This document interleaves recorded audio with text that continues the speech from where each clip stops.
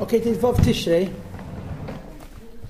It's the yahrzeit of the Rebbe's mother, who passed away 45 years ago.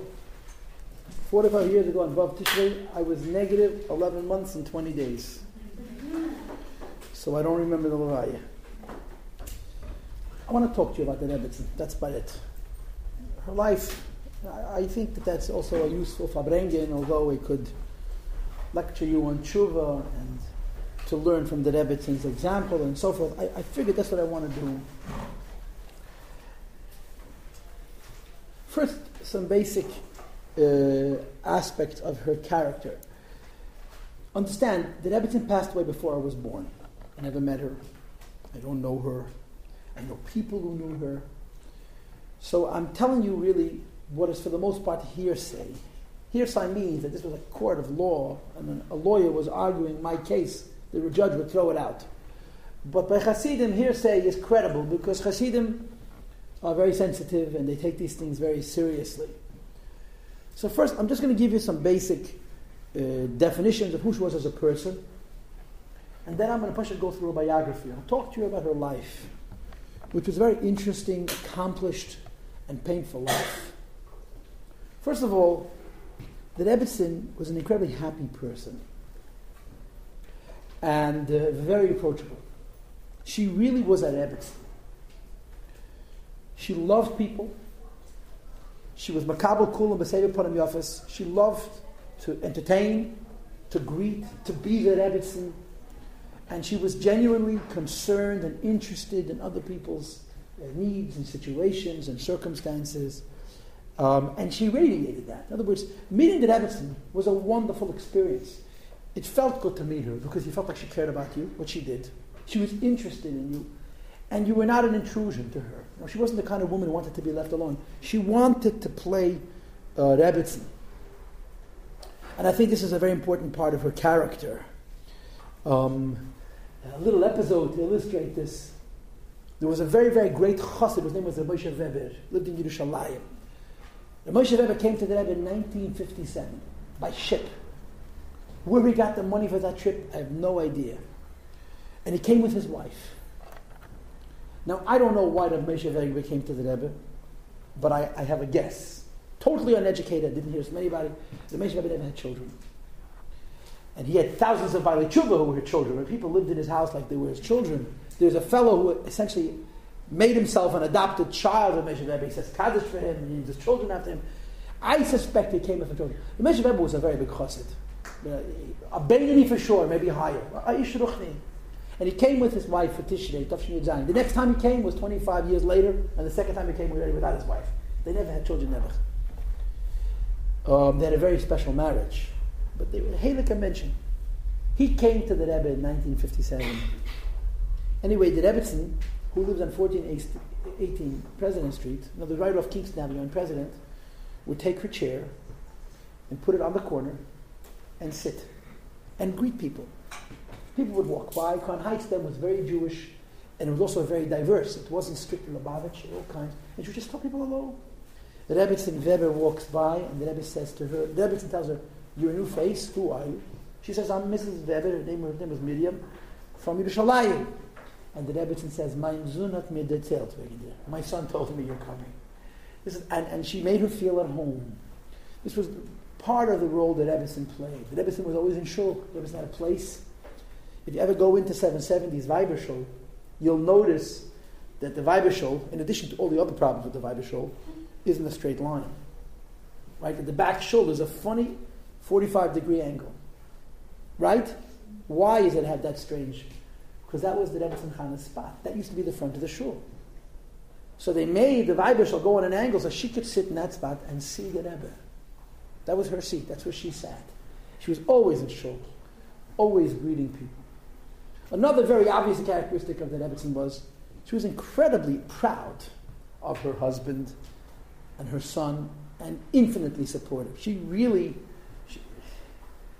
had what to be proud of, but she was shamelessly proud of her husband and her children. I saw a film, an interview of somebody who heard from someone who knew her, that she and her husband were in a perpetual argument. The Rebbe Leivik used to tell her not to talk about the kids. her children were extraordinary. The Rebbe and his brothers were wunderkinder. They were totally abnormal, super normal. And the Rebbe's father always would tell her, don't talk about the kids, Ayin Hara. And she would say, what do you mean? I'm a mother. I'm very proud of them and I want the whole world to know. This was the kind of a person she was. And she was also very proud of her husband. As a Yid, his name was Shmerel Batumer, Shmerel Sasonkin, a very, very big chassid, who tells a story that the Rebbitzen had a 30-year grudge. A 30-year grudge. He was a bocher, in Tem Chetmimim, and he was sent by the yeshiva to raise money in Yekaterinslav, now called in Petrovsk. So he came to town, and where do you go? You go to the Leivik. Leivik was a Lubavitcher chassid, a big Lubavitcher chassid. So he knocks on the door, and the Rebbitzen opens the door, and this bocher says to her, is Leivik da? Is Leivik home? And she looked him up and down like, how dare you call my husband Leivik? She didn't say anything, but he felt that she held that grudge. He saw her 20 years later, she was still angry. She wouldn't forgive him. And when you called my husband Leivik, who are you? And by the way, he was a big Gon and a big Rov and a big chassid, but he wasn't Leivik. Anyway, one year, she used to make always a yard site gathering for her husband, Chafov. So he was in New York, and either he was invited or he invited himself. And people sat around, and he asked permission to say something. This is a 30-year-old grudge, or a 35-year-old grudge. So she says, speak. So he starts talking about Hasidim. He says, by Hasidim, there was always a sense that everybody is the same. And as a result, even big Hasidim were addressed by common names, not called Rabbi and Maron. And the reason for this, as he said, is because the Gemara says that Kol Rav mi Bavel, all the Rabbonim in Bavel were called Rav, Kol Rebbi Meretz Yisrael, those who had real smicha were called Rebbi with the Yud, and the heads of the generation were called the Rabbon Gamliel, Rabbon Shimon ben Gamliel. But then the Gemara says, Godol mi Rabban Shmoi, the highest allusion to a human being is to call him by his name, like Hillel, Shammai, not Reb Hillel, Reb Shammai, Abaye, Rove.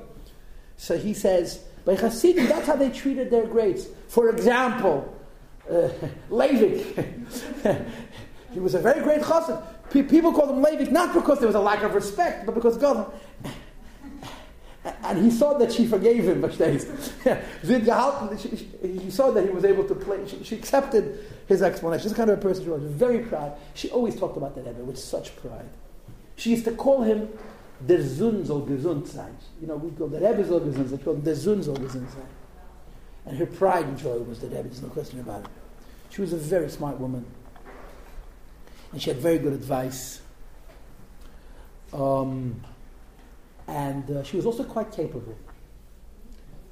In other words, she could play the role of Rebbitzen, hostess, but when there was a need, she showed incredible organization skills. The Rebbe once by Fabrenian said that he was 18 or 19 years old, and thousands of immigrants came to Yekaterinslav. He says, I saw a side of my mother I never saw. She became an organizer, but not an organizer to feed 5 people. An organizer to house and feed 20,000 people. Yekaterinslav was a big city with a lot of Jews, but 15,000, 20,000 immigrants is a lot for any community. And the Rebbitzen and her boys, the Rebbe and his brothers, organized that every Polit, every refugee should have a place to sleep, food to eat, a school to go to, with respect. So there was a chevra man, there was a capable public servant side to the Rebbitzen that showed itself when was necessary.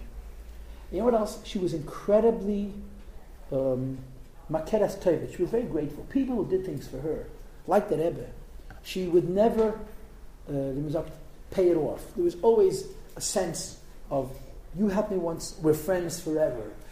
People tell stories. She came out of Russia. She was completely alone. And everybody else was running out of Russia. Everybody was in a very desperate situation. And not many Hasidim noticed her. Everyone was very busy, schlepping their own packages and their own kids. There were 1 or 2 people, or 3 people, who recognized this was a very special woman, married to one of the great Gdolim of the previous generation. The Muchateneste of the Friedrich Rebbe, the mother of one of the Friedrich Rebbe's son was, and they took care of her. years and years and years later, the Rebbitzen and her son, the Rebbe, would have a special deference to these people because of favors they had done for her, when they were traveling. These are some insights into who she was as a person, her personality. Now, I'll tell you about her life, what we know, which is frankly not that much, but I'll tell you what we know.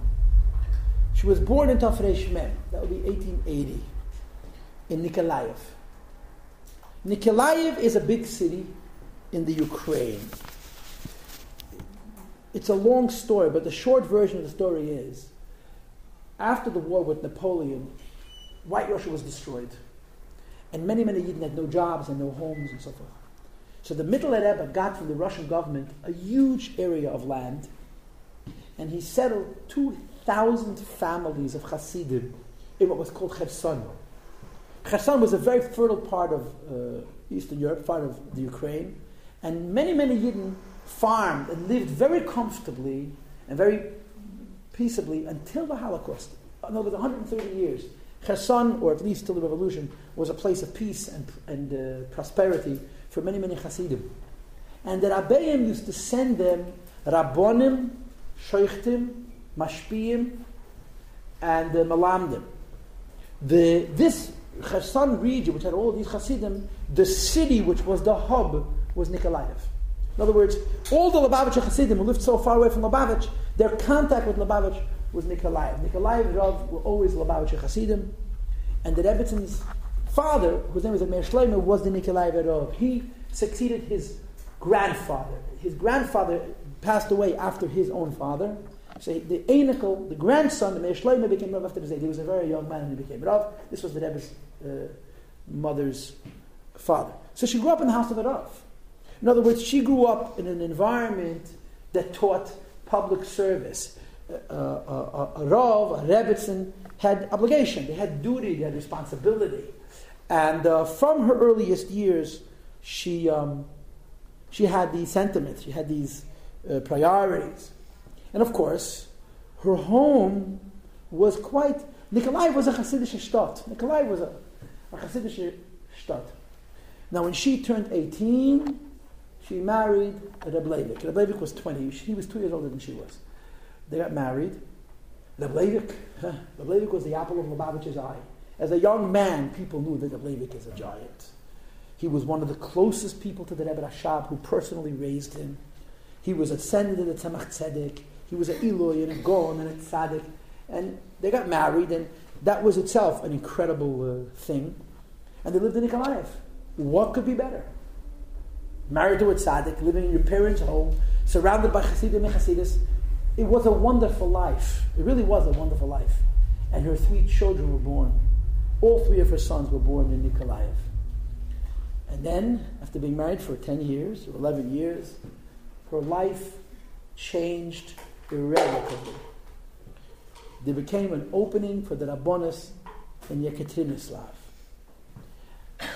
It's hard for me to explain this to you, and it's probably as hard for you to be able to understand it.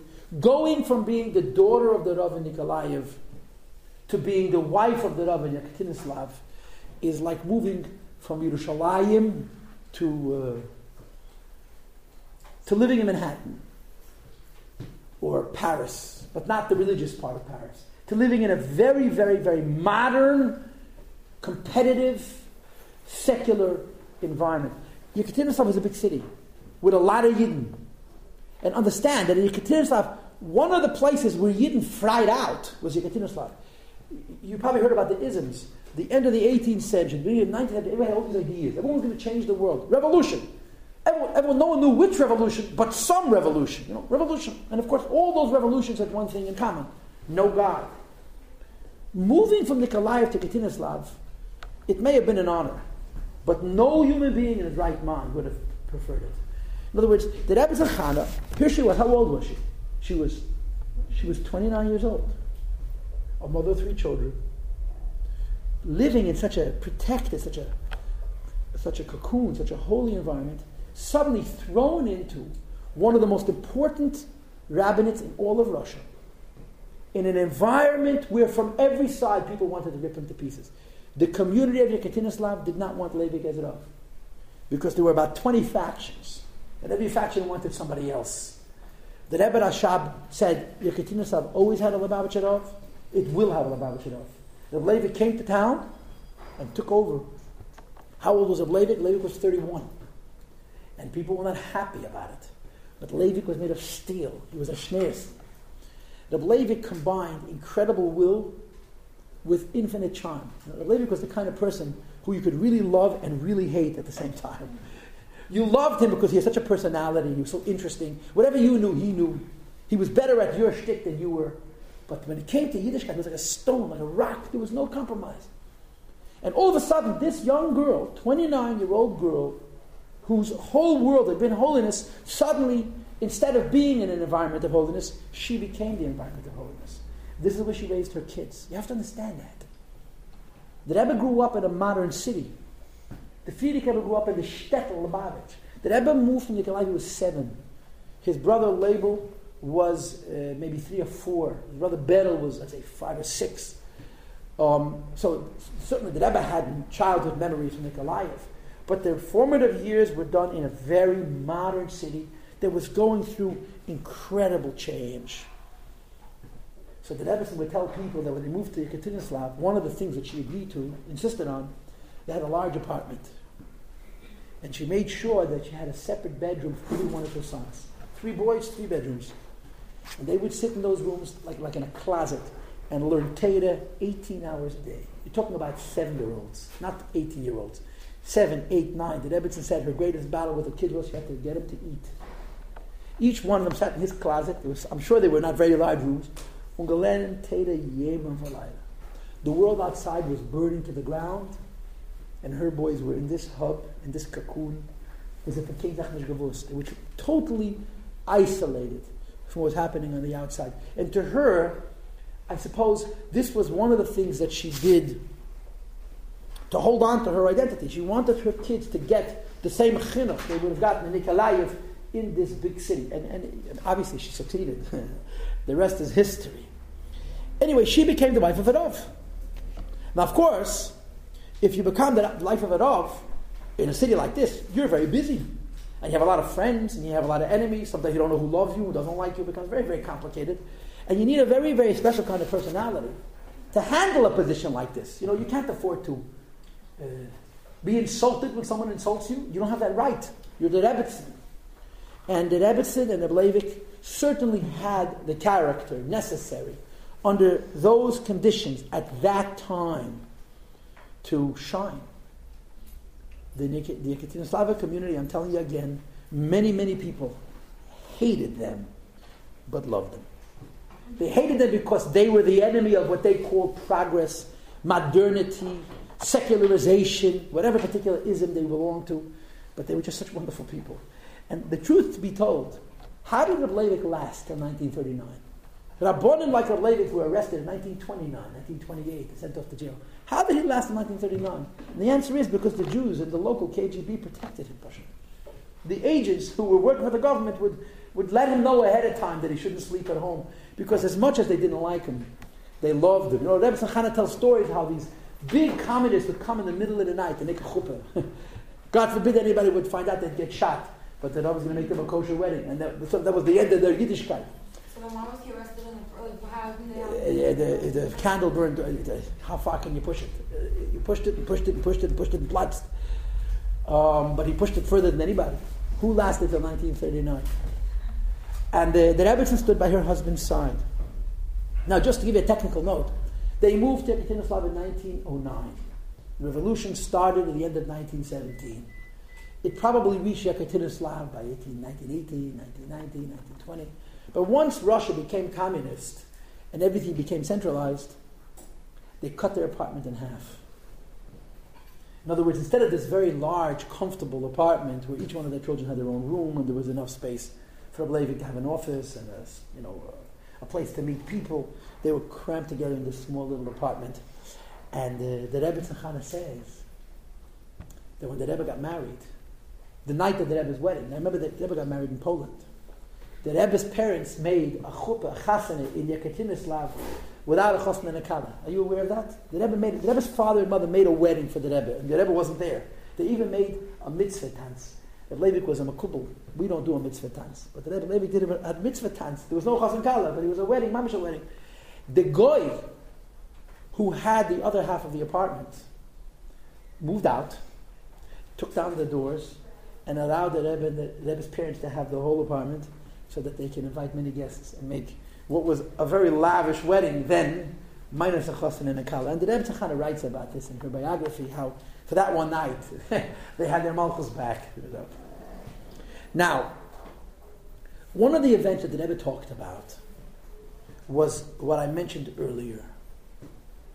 World War I was a terrible war. And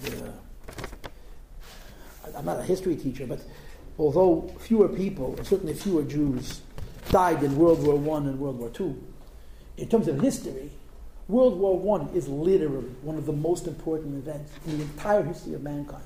If you had to put 10 critical events in all of history, World War I would be on that list. World War II, not necessarily. World War I changed the world. And there was a front, there was an Eastern Front, Germany and Russia. And the Germans and Russians had one thing in common. They didn't trust the Jews. And frankly, I don't blame them. So what happens in a war? The border moves, right? In a war, there's a fluxing border, back and forth, back and forth, back and forth, as troops advance and retreat. Wherever the border was, the Jews were told to leave, because they were afraid that they'd spy for the other side. The result was that all the Jews living in, so to speak, the corridor, which is, I guess, Western Russia and Eastern Germany, were displaced.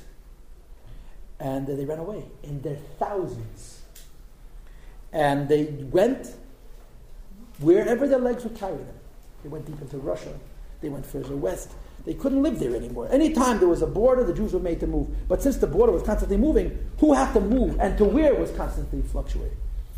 By the end of World War I, thousands and thousands of Yidden came to Yekaterinslav. Yekaterinslav was very far away from the front. The Germans were never going to reach it. So the Jews found relative peace. But when you come to a town as a stranger, you say, can I have a place to sleep? So if you find a nice person, they'll give you a place to sleep. But multiply that times 20,000. 20,000 people is a lot of people. It's an awful lot of people. Okay? And Yekaterinslav was a big city with a lot of Yidden. But as they say, Bifel the Shir. Reb Leivik was the Rav.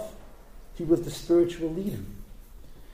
Maybe a lay person, maybe a businessman, maybe the community head should have overseen it, but this became Rebbitzen Chana's life. The Rebbe says, I never saw my mother like that. He said himself, I never saw her like this.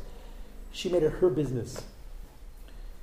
In other words, she mobilized the whole city. Every Jew in Yekaterinslav had to host refugees, beds, clothing, food, schooling, ubechaved. And I saw in a non-Lubavitch source, in a Freie source, a Jew wrote a book about his life, and he describes the war years and how they ran east. He says, and Rabbi Schneerson's sons, that's how you put Rabbi Schneerson's sons, and how old they were? They were 18 and 16 and 15 or something like that, took care of all of our needs. This was one of those moments where the Rebbitzen really shone. You saw not just how great a person she was, but how capable a person she was.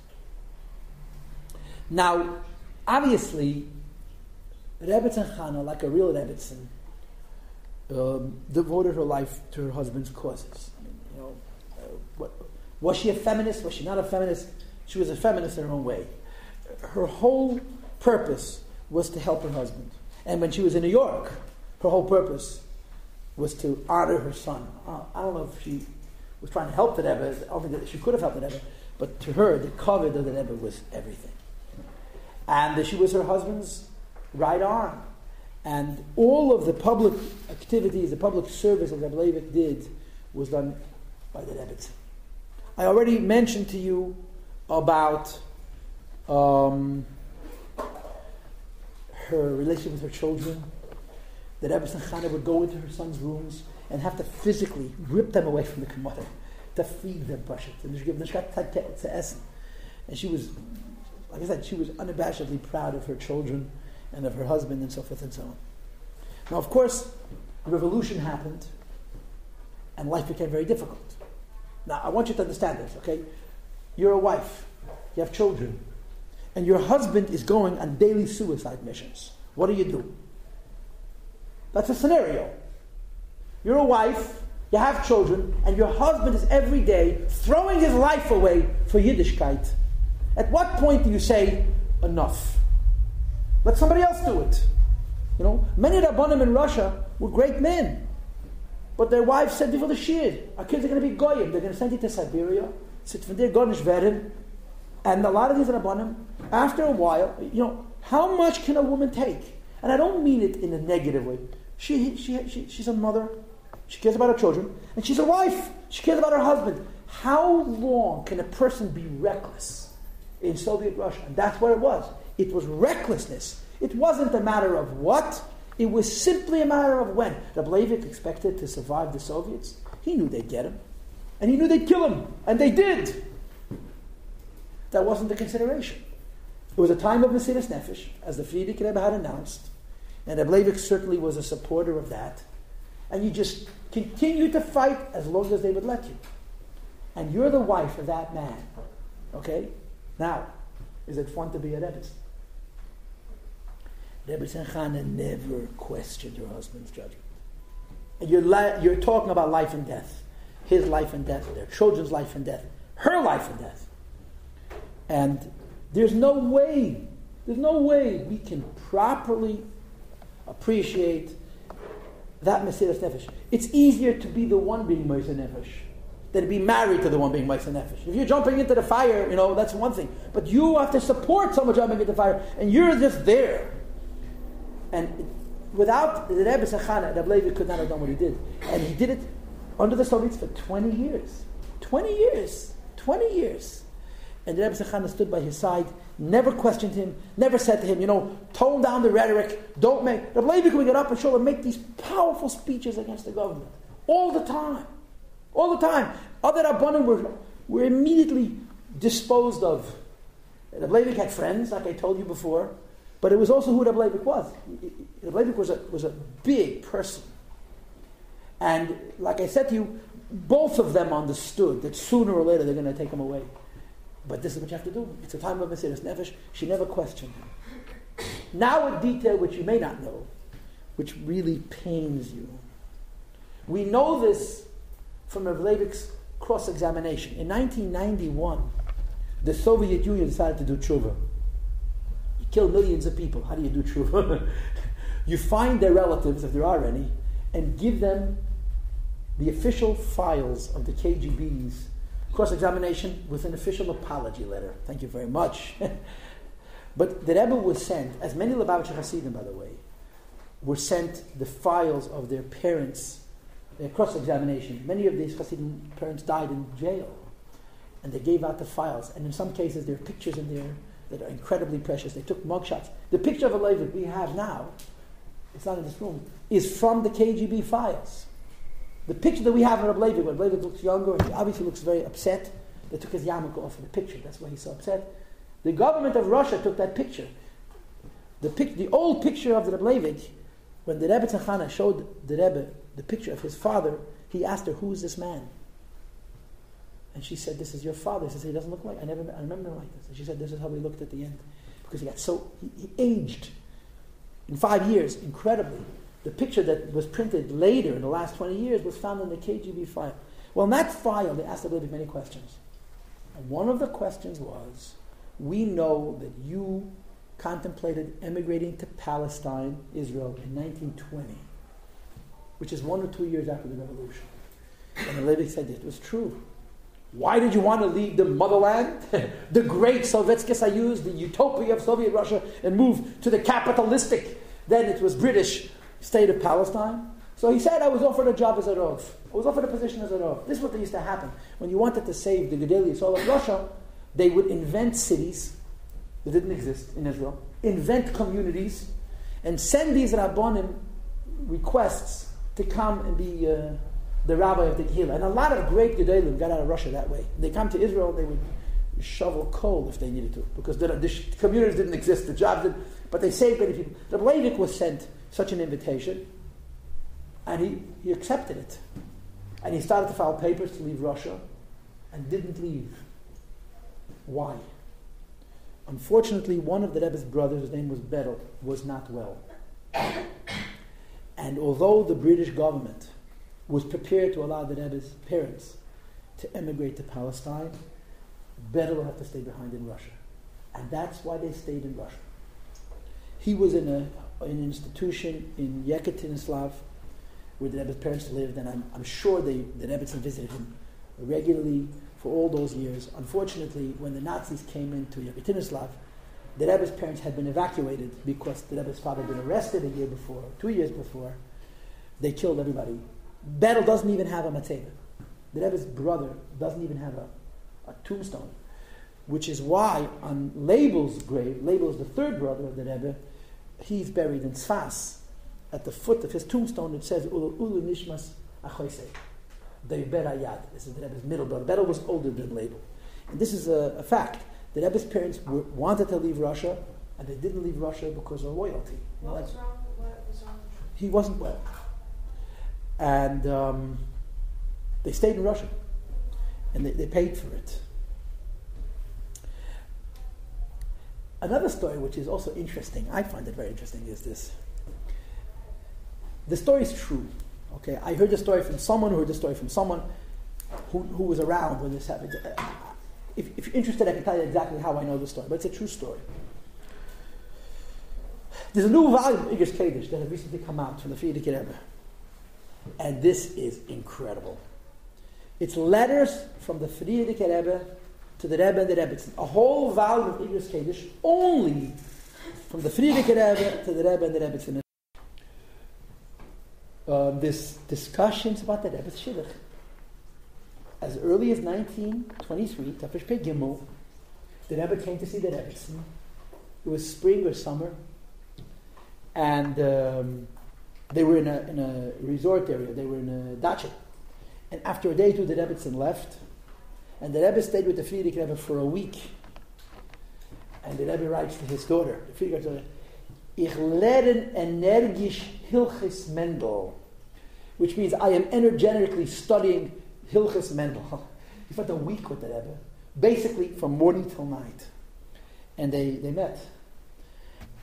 The story, the Rebbe's engagement lasted 6 years. This is 1923, they got married in 1928. Peites, 5 years. Very, very long engagement. And it was a complicated engagement. It wasn't so simple. One of the things that happened is that Reb Leivik, who was not sure about the Shidduch, sent his wife, Rebbitzen Chana, to Rostov to meet the Rebbitzen, to meet Rebbitzen Chaim Mushke. She came to Rostov and she moved into the house. Now, girls, this is how you make a Shidduch. Okay, you don't go to on a date to a hotel lobby. You're going to marry a bocher, speak to your brothers. You're going to marry a girl, speak to your sisters. The Rebbitzen moved into the house, and she watched the family for 3 weeks, and decided if her son has a shaykhs with such a situation. And evidently she was impressed, because they did get married eventually. But one of the things which is interesting is right before she left, she went to the Frierdiker Rebbe Tiachinas. And she said to the Frierdiker Rebbe, I have my husband's permission to agree to the Shidduch on a condition. And the condition is that you give me nadin. Nadin means a dowry. Money. A chassan like the Rebbe, how much money is enough? You know. So the Frierdiker Rebbe says, I have no money. I can't give you a chamisht. So she says to the Rebbe, I don't mean money. I mean Rabbeist. Which means, she says to the Frierdiker Rebbe in 1923 or 4, I want you to promise me that the Rebbe is going to be the next Rebbe. The Rebbe was 22. And the Frierdiker Rebbe agreed. And the Rebbe said, I want to have it in writing. And the Frierdiker Rebbe says, I cannot give it to you in writing. But I give you my word. So the Rebbe said, how are Hasidim going to know? So the Frierdiker Rebbe told her the obvious, Hasidim will not lame verstehen. They'll figure it out. There's not exactly too many choices. Anyway, this is an interesting story. Now, of course, I told you before, the night of the Rebbe's wedding, they Poshet made a real chassan in Yekaterinslav, and they celebrate. Freie people would talk about that wedding night with such nostalgia. They mamish made a wedding, and they didn't allow the fact that the chassan and kala were hundreds of miles away to dampen it all. It was a real chassidish lebedek chassan, and they wanted to celebrate with the Rebbe and the Rebbes. Now, in 1939, before Pesach, the Rebbe's father was arrested. 6 days before Pesach. Rebbitzen Chana took matzah, and she ran to every prison in the city. She knocked on every door. She met every officer. She says, I need to find my husband. If I don't give him these packages, he will starve. Because Rebbe's father was not getting Chometz Pesach. She found him. How? Nobody knows. And she got somebody who was, usually a prisoner when he first comes into jail, they don't allow him anything. After a while, when things settle down, she got him a couple of pounds of matzah. And she followed him. In 6 months, Reb Leivik was in 6 different prisons, bounced around, tortured, cross-examined, put on a puppet trial, mock trials, and so forth. Anyway, after 6 months, he was given 5 years of golus, of exile, that was retroactive. Meaning to say, he was arrested in April 1939, he would be released in April 1944, as opposed to October 1944. As soon as the Rebbitzin found out where he was, she picked herself up and she followed him. And she went to live basically in a desert. The only living creatures in that desert were mosquitoes, and lots of them. My kid asked me, are mosquitoes kosher? And the answer is no. So they serve no purpose. And she devoted her every breath to making her husband's exile manageable. She had to feed him. There was no food, there was no money, there was no water. And she made it work. She had a little tiny loch. There were people who found them. There was a Yid by the name of Rabinovich. A Yid Rabinovich, I forgot his first name, Rabinowitz, who tracked them down. He was a Gehebener Yid. He disappeared years later. Pashat vanished. He was probably killed by the Soviets. But he was a Modendike Yid. And Mesiras Nefesh was his bread and butter. And he helped the Rebbe and the Rebbitzin during those years. But it was the Rebbe's parents. But it was a miserable time. And the worst of all was the loneliness. Reb Leivik had no one to talk to. She describes Reb Leivik taking a Tanya and a Chumash and a Mishnayos and dancing a whole night, Simchas Torah, by himself, around and around in a circle of the day. Can you imagine? The loneliness. Reb Leivik didn't have paper. Reb Leivik didn't have svarim. But he had the whole Torah in his head. You read his writings, and it's full of sources. And you realize that all of that was written from memory. The man was an actual computer. Just didn't forget anything. And the Rebbitzin made him ink. She would go out into the field and collect berries and buds and boil them up and make ink. I don't know if you've ever seen the originals of Reb Leivik's notes. You have fluorescent pink and the most beautiful colors. Just you can't imagine a Hasidic Yid writing with pink and with bright green, whatever colors, purple, whatever colors she found, she would boil these berries and make him ink, and he would write on the margins of his svarim. That's all he had. And the vast majority of the Chedusha Torah we have from the Rebbe's father was what was written when he was in jail on the margins of the pages. She lived with him for 5 years. Right before Pesach 1944, he was released and he went to the nearest city in Asia where there were Jews, Almaty. When they arrived, Reb Leivik was already ill. The understanding is that Reb Leivik had Yena Machla. 1944, Yena Machla was a lost cause, especially in Russia. Today, B'derech HaTeva, most people recover from Yena Machla. And I want to say this because the Eibushter is a good head. Most people who have Yena Machla recover. Most. That means more than 50%. And in some cases, it's as much as 80 and 90%. The world, every day, there's new medicines. And you have to know the good news, not just the bad news, for heaven's sakes. But then there was a death sentence. And a doctor examined him. And the doctor, of course, right away realized that he's very sick. And he put him on a liquid diet. In other words, keep him alive as long as possible. Eat broccoli and water. And he sees matzah and wine and water, the charesis and chazeres, and kalkach for Pesach. So he tells Reb Leivik, you cannot eat that. So Reb Leivik says to him, das geht nicht allein in cheshbon. That's not food. That's mitzvah, so nothing to talk about. He lived 5 months in Almaty. The community loved him and respected him, and they watched him die. There's the famous story. He went to shul on Shavuos, and he gathered all the kids together. He spoke to them about Mesiras Nefesh. And a story which I heard from Mrs. Itken, Aleh HaShalom, it's not such a widely known story, but it's an incredible story. there's a Raskin who lives in London, David Raskin's older brother. They lived in Alatan. He must have been 18, 19. And in Russia, they were looking for male bodies. You know what male bodies were called in those days? Bullet catchers. When the bullet catches fall, you need more. People were dying like flies in the Russian army. Anyway, it was Erev Tisha B'Av. In other words, 11 days while Levi passes away. And his mother gave him food to bring to the Rebbe's parents for Tisha B'Av, before and after. He comes into the house, it's 4 o'clock in the afternoon, and Levi asks him his name. So he tells him his name. So he starts explaining up to Kabbalah his name. Kabbalah, Levi with Kabbalah was never ending. And the man doesn't stop talking. It's 4:30, it's 5 o'clock, it's 5:30, and he's talking. I don't know if this young man, Raskin, understands one word, but Derech Eretz he had. And eventually the Rebbitzen goes over to her husband and says, with all due respect to your Kabbalah, this guy's got to eat. It's almost Tisha B'Av. And he just ignores it, keeps talking. He talks into Tisha B'Av. He must have talked 3 or 4 hours. By the time he let it know, it was 9 o'clock at night. He couldn't eat anything. So the Rebbitzen didn't eat, Rabbi Leivik didn't eat, and he didn't eat. Anyway, he comes home. He walks into the house, and his mother falls on his neck and hugs him and kisses him and says, what happened? They came to take him to the front. Rabbi Levi Pasha saved his life with the Kabbalah. He Pasha saved his life. He passed away Chafov. I want to tell you one story. It's a powerful story. And the story was told in 1991 by the woman with whom it happened. Her name was Kluvgant. She lived in Yekaterinslav. She lived in Almaty. And when Rabbi Levi passed away, everybody came. All the Yidden came to the house. Obviously, the Rebbitzen Chana was devastated. I mean, after all 5 years of Golos, and then this is how it ends. Rabbi Levi was only 66. And he was strong enough to live 100 years. He was a lion. They ruined him. They destroyed him. They killed him. She was very upset. And she walked into the house, this girl, a Russian, a Lubavitcher girl, but she was very Russianized. And she starts screaming. She becomes a star. And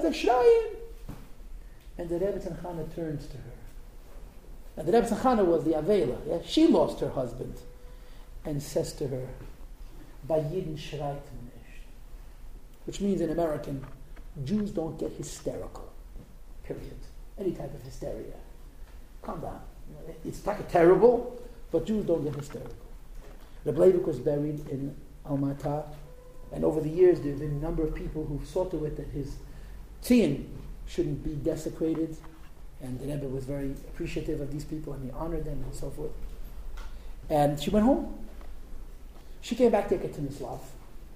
The war wasn't over yet, but the Russian front had already moved west. In other words, the Germans were retreating. And what she found was devastating. She had left a huge, huge library. Her husband's library. Incredible library of Sfarim. She came back and she found out 2 things.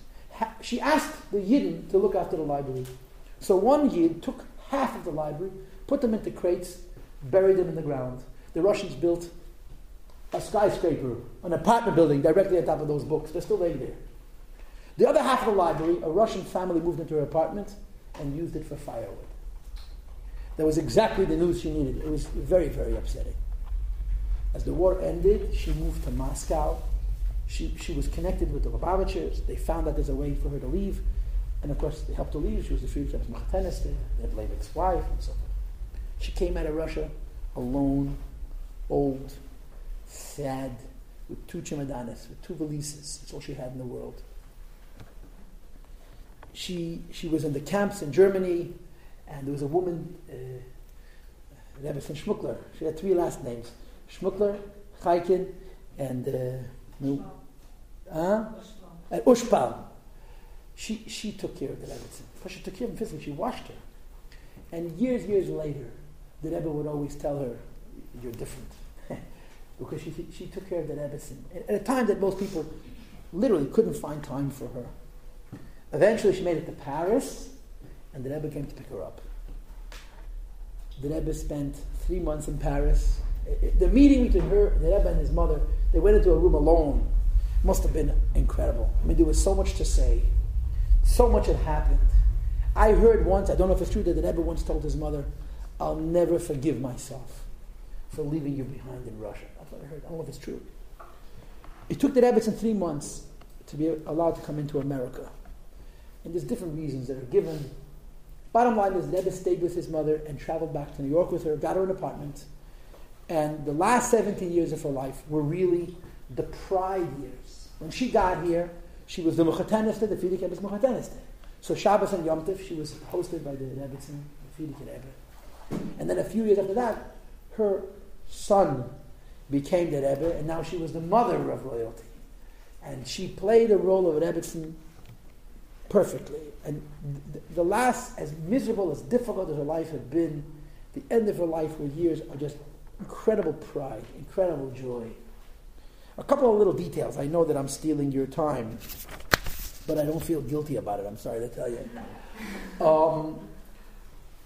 The Rebbe showed up almost an hour late to the Farbrengen of his Kabbalah and Nesiyas. Farbrengen was called for 8:30, Yud Shvat Tav Shiraf, the Rebbe showed up 9:20. Where was he? He was with his mother. He went to see his brother the night he became a Rebbe and spent a very long time. We all want to know what they discussed that night. But they weren't talking about the weather. Logic has it that the Rebbitzen had things to tell the Rebbe that you heard from the Rebbe's father. The Rebbe's father always used to tell people, my son is the son of the Frierdiker Rebbe, and he's the next Rebbe. Now the worst thing you can tell any chassid is that my son is the next Rebbe, because every Rebbe is going to live forever and be Mashiach. And they hated him for it, but he was very proud. His son is the son-in-law of the Rebbe Hayat and the next Rebbe.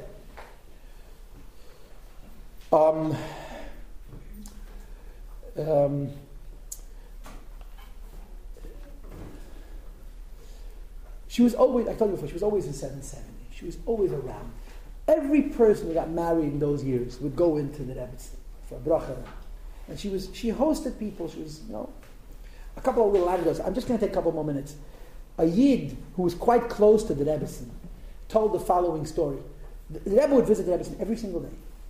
Sunday, Monday, Tuesday, Wednesday, Thursday, Friday, Shabbos, including Rosh Hashanah and Kippur. Every day the Rebbe went to see his mother. Sometimes the visits lasted a minute. Sometimes it lasted 15 minutes or half an hour, but every day he went to see his mother. Every single day. So when the Rebbe came, whoever was in the house had to scramble. They had to run out or hide in the other room. There was a Yid who, I don't know what his chus was, but the Rebbe said, it's okay if you stay. The Rebbe came in, and there was a game going on. The Rebbe was very busy, but he wanted to honor his mother. The Rebbitzen wanted to allow her son to honor him because it's what he wanted. But the Rebbitzen also knew that he was very busy. So she was very happy to find excuses to get him to leave right away. Understand? He came to see her, and she was saying goodbye. Not Chas V'Shalom, she didn't care about his visits, but she knew that these visits were costly. So he wanted to stay, and she was encouraging him to leave. And so when he would walk in, and there were guests, she would say, I have guests. I'll see you tomorrow, So the Rebbe walked in, and this Bacher was there. And the Rebbe stayed a minute in the apartment. And then he said, I see you have company, I'll leave. And he started walking out. But as he's walking out of the door, he was straightening the chairs at the table. As he walked out of the door, he was straightening the chairs along the table. And he left. And the Rebbitzen said to this Bacher, do you see what my son just did? He was straightening the chairs. Do you want to know why? Listen to this. She says, since his bar mitzvah, he's never turned his back to me. Never turned his back to his mother. And he doesn't know that I know. So every time he leaves, by straightening the chairs, he's making it look natural that he's not turning around. That's amazing. That's called kibbutz avayim. This is the story. Now, to make a long story short, she passed away VOV TISHREI. Rosh Hashanah, she was in shul. 6 days before, she was in shul. And she said to Battle Unit, she says, I went to shul. I'm happy I went. Because the tkiyas was so good. The Rebbe's tkiyas. And then she tells Battle Unit, Ich sag euch, says, Keimel nicht gewesen als ein Rebbe. There never was such a Rebbe who knows so much. Ich sag es nicht, weil es ist mein Sohn. Ich sag es, weil es ist der Emes. I'm not saying it because he's my son. I'm saying it because it's the truth. She says, I went to shul. I got sick because of it, and I have no regrets. She passed away on Shabbos, VOV TISHREI. And, when people like to be dramatic, they say, and it really is this dramatic, the Rebbe's mother was dying and the Rebbe was farbringing with Hasidim. This is the truth. It's 5 o'clock in the morning, the Rebbitzen had a stroke. The Rebbe and the Rebbitzen, our Rebbitzen, ran from President, between Brooklyn and New York, to President of Kingston, and spent the whole morning with the Rebbitzen. They were fanning her and trying to give her air. At 5 to 10, the Rebbe left the house and went to 770. The Rebbe knew how sick his mother was. And he verbrennt. Shabbos Shuv he verbrennt. Dr. Zellickson was summoned in the middle of the verbrennt into presidency. She was even sicker now. He came back to the shul and he walked over to the Rebbe and he said to the Rebbe, what is your mother's name? Rebbitzen Chana's mother's name. So the Rebbe tells her name was Rachel. So he says very loud, Chana bas Rachel l'refuah shleima. He wanted the Rebbe to know what was going on. The Rebbe finished the verbrennt, davened mincha, and ran to President Street. He ran upstairs, ran to the apartment. The Rebbe was in a lot of pain. She was very ill. The Rebbe went with her on Shabbos in an ambulance to the hospital. And he stayed with her. She passed away on Shabbos. He stayed till after Shabbos. And she was brought back to the house. As soon as she was brought back to the house, the Rebbe gave someone the responsibility to watch the house, that nobody should take anything, because Hasidim have sticky hands. And the next day was the Rebbe's Levaya, obviously. The Rebbe said Kaddish for his mother for a whole year. And that was a very interesting year. The Rebbe verbrennt every single Shabbos. Every Shabbos. Didn't miss Shabbos. And that's when the Rebbe introduced Rashi Sichos. The Rashi Sichos were the Rebbe's schus for his mother. The Rebbe did that for his mother, and he continued it for almost 30 years, for a very long time. More than 20 years. And the Rebbe missed his mother. And from what I understand, he actually said as much. And the Ricket is, these people, they lived in such a way that we can still benefit from their lives. So I didn't give you a lecture on tshuva, I told you stories, but I think it was quite useful. Like, Agmar Chasim, I told you.